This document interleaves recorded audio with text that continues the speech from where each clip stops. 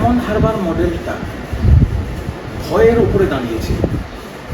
দুষ্কৃতি, দুর্বৃত্ত, গুন্ডারাজ, একটা ভয়ের পরিবেশ এবং এই সব যত লুম্পেন বাহিনী তাদের কাঁধের ওপরে দাঁড়িয়েছিল ডায়মন্ড হারবার মডেল।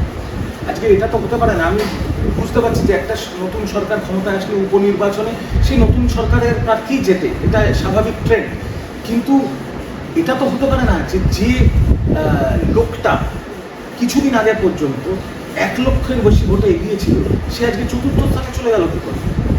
যে দল 215 পেয়েছিল সেই দলে 80-তে নেমে গেল কি করে? যে লোকসভা কেন্দ্রের অন্তর্গত ফলতা, যে লোকসভা ভোটে অভিষেক বন্দ্যোপাধ্যায় 7,11,000 ভোটে জিতেছে, সেখানে তৃণমূলের প্রার্থী চতুর্থ পজিশনে আসে কি করে?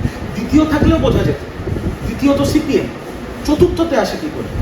তার মানে পুরোটাই ভয়ের ওপরে দাঁড়িয়েছিল। মানুষের ভয় কেটে গেছে, প্রধানমন্ত্রীর কথায় ভরসা ঢুকেছে, নির্বাচন কমিশন ভয় মুক্ত ভোট করাচ্ছে, মানুষ উদার হস্তে ভোট দিচ্ছে, আর তাতে মানুষ বুঝিয়ে দিচ্ছে যে এখন আর ভয় নেই, তাই তৃণমূল চতুর্থ।